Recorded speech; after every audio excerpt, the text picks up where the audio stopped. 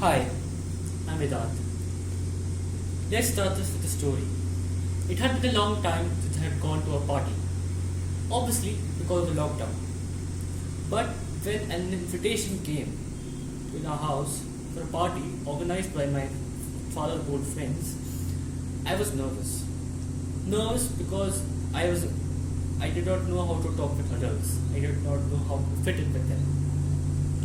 But the party was the complete opposite of what I felt. This party also had teenagers, and I connected with them instantly. And the conversation we were having was not about how that YouTube video was funny or how that Instagram post was nice. We were talking about expectations, future plans, and how parents try to control us. It was a weird conversation, but I enjoyed it. And it made me thinking after the party that why was I thinking that I could not fit in with the adults when I was freely conversing with the teenagers. That got an idea into my head, that how teenagers think. And that is my topic today. What is a teenager? What is being a teenager? What makes a teenager? These are all questions that everybody has.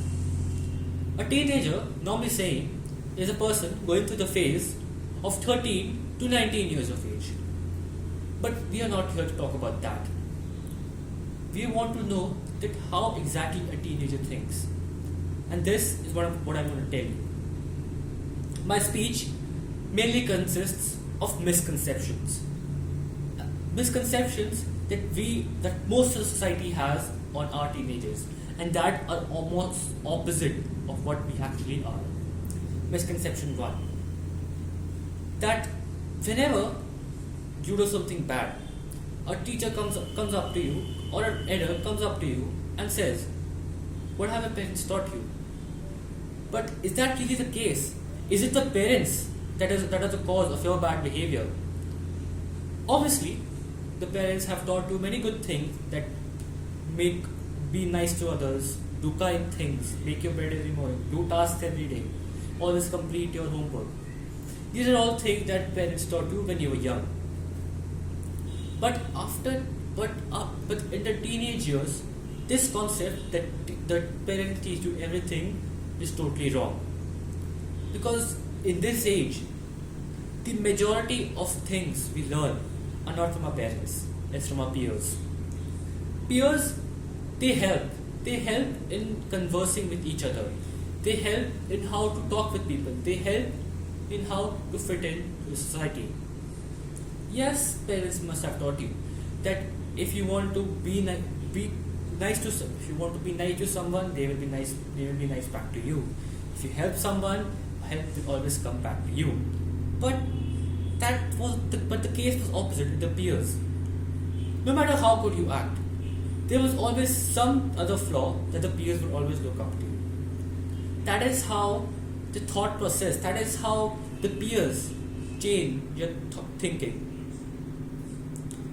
This peer pressure, this pressure is what tries to change us.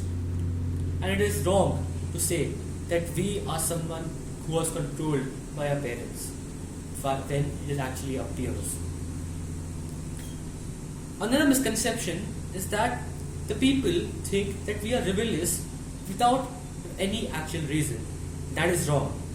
We are going through a phase of discovery and where we are unsure of what we want to do in the future. Because we don't have a clear picture of what we can actually do, what we like, what we dislike, what we don't want to do. We don't have a clear picture of that. And that is why we feel insecure, afraid that we can't fit into society.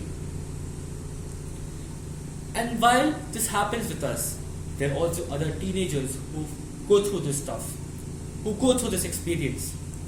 And this connection with other teens, because they are going through the same journey of self-discovery, is what makes us connect with them.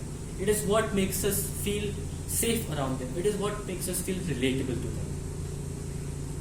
This need to realize upon oneself is what helps us in becoming a better person.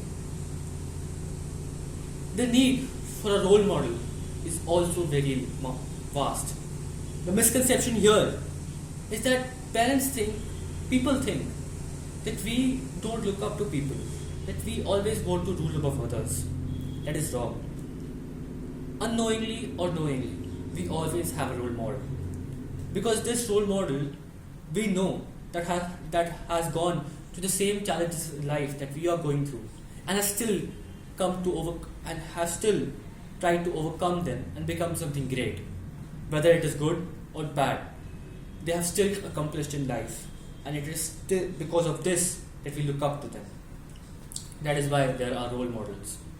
So I pondered upon this a bit, that if parents want to understand us, what will they do?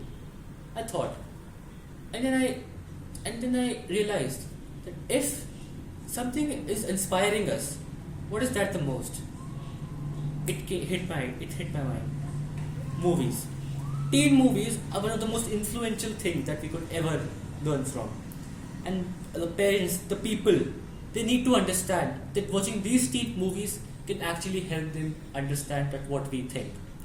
Not because those teen movies are very good, because the people who create them, they understand that whatever we think, what we go through, they portrayed that in that movie, they portrayed that in that show, and they showed it and they portrayed it, and we came to like it because we knew that we were going through the same thing.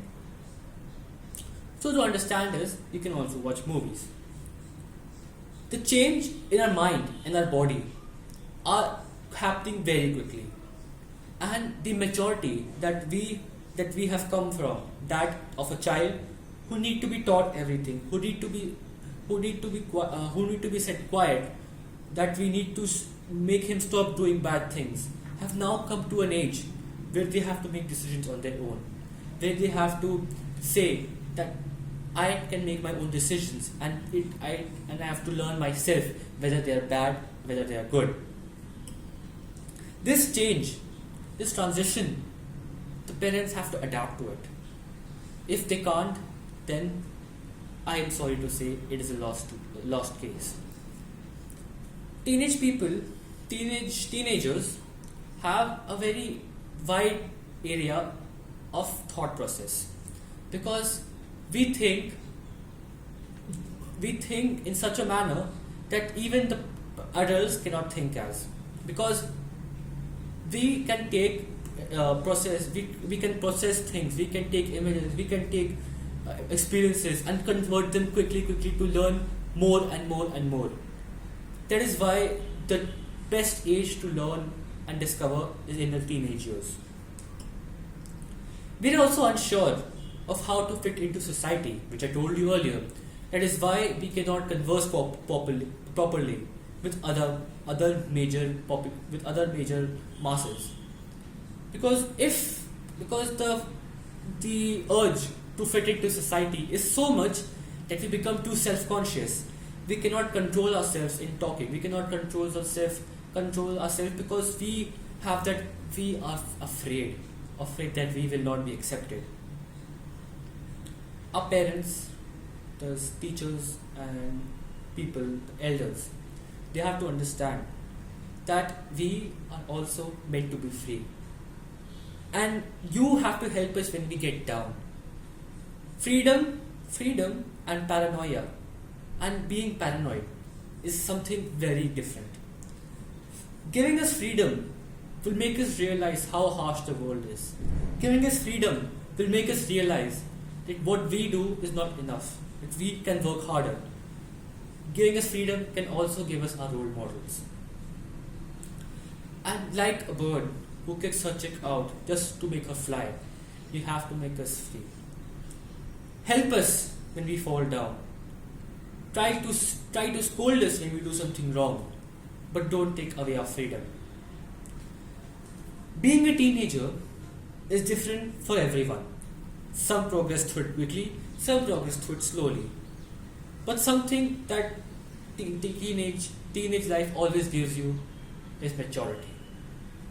Maturity is something that will always that is one of the first steps into adulthood. Because a teenager only realizes he is mature when he knows that he is doing actions or acts that a teenager actually does. Take an example.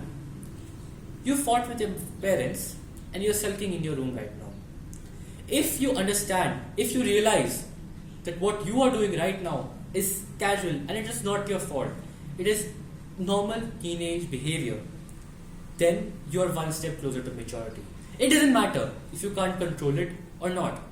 It doesn't matter if you keep giving curses to your parents. If you know that what you are doing is wrong, if you know that what you are doing is common teenage mentality, then you know that you are getting mature. The energy, the energy to do that, to control yourself from doing that wrong thing, will come in time. It is not your fault. Above all, care. Parents, please care for your children. Because if you can't care for them, who will?